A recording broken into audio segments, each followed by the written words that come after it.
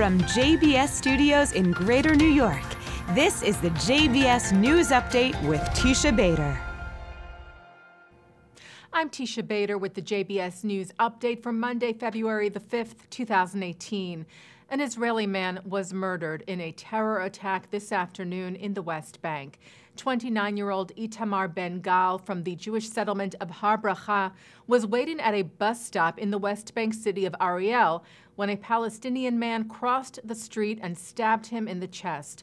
IDF troops who arrived at the scene treated Ben-Gal, trying to resuscitate him, but he succumbed to his wounds at Beilinson Hospital shortly after. The terrorist fled the scene with an IDF officer in pursuit.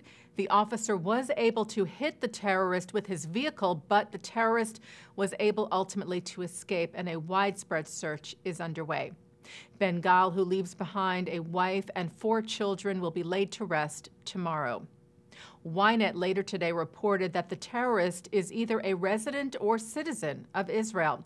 The reports say that the 19-year-old lives in Tel Aviv and that his father is a Palestinian from the West Bank and that his mother is an Israeli from Haifa. Those reports have not been confirmed. Israeli Prime Minister Benjamin Netanyahu said of the terrorist, "We will bring him to justice as we always do. I put my trust in the security forces who do the hardest work against these reprehensible attacks." And Israel's ambassador to the United Nations, Danon, called on the UN Security Council to swiftly denounce the stabbing. Danon said instead of inviting Mahmoud Abbas to address the Security Council to disseminate lies and hate, the Council should unequivocally condemn this attack and demand that he stop paying stipends to terrorists.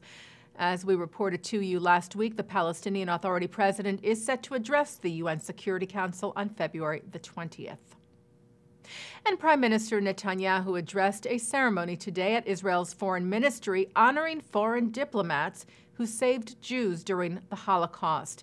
A memorial for those heroic 36 diplomats from 21 countries who have been named righteous among the nations by Yad Vashem was unveiled at the ceremony today, where Netanyahu thanked these men and women for their heroism. These people lit candles of truth and candles of humanity in this sea of darkness, and we shall forever remember them. This plaque that we dedicate today recognizes these brave diplomats who acted by the dictates of their conscience without regard for personal and professional consequence. Netanyahu also referred to the recent Holocaust bill passed by Poland's parliament, which criminalizes any accusations of culpability during the Holocaust, stressing that Israel will always insist on the truth. They risked everything for our common humanity. And for that, we and history will justly remember them as heroes. The truth about the Holocaust must always be studied. It must always be remembered. Israel works closely with our partners around the world to defend and reveal the truth about the Holocaust. We expect to do that with every country, including Poland. Meanwhile, Israel's education minister Naftali Bennett is scheduled to travel to Poland on Wednesday in the wake of the legislation. Bennett said that he was determined to clearly say that history has already confirmed that there were those Poles who had a proven involvement in the murder of Jews during the Holocaust. Bennett said, "I came to tell the truth in the place where the truth happened, and it is not dependent on any law." Construction has begun on creating a permanent egalitarian prayer section at the Western Wall. Up until now, the designated area known as Robinson's Arch has consisted of a temporary platform structure with a new structure promised as part of the historic compromise reached over 2 years ago by the reform and conservative movements in Israel, the Women of the Wall, the Jewish Agency for Israel, and the Israeli government. However, if you recall, back in June, the government caused great controversy when it froze a number of elements of that compromise, including making the pluralistic prayer section accessible through the one main entrance of the Kotel, not a separate one as it is now.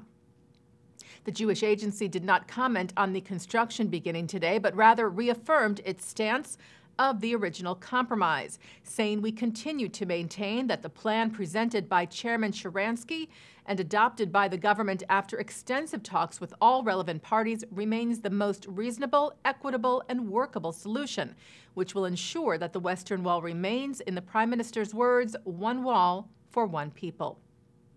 Will Walmart be opening in Israel? That remains to be seen, but the possibility is getting some coverage in the Israeli media. Israel's Business Daily Calculist reported today, after a similar report from Bloomberg News yesterday, that the American retailer will be sending a delegation to Israel in the next few weeks, and that Prime Minister Netanyahu met with CEO and president of Sam's Club, a division of Walmart, John Furner, on the sidelines of the World Economic Forum in Davos, Switzerland last month, reportedly, to discuss Walmart possibly acquiring Israeli technology as well as the possibility of a local branch. And talks are also taking place, reportedly, between Israeli singer Shiri Maimon and the Broadway producers of Chicago.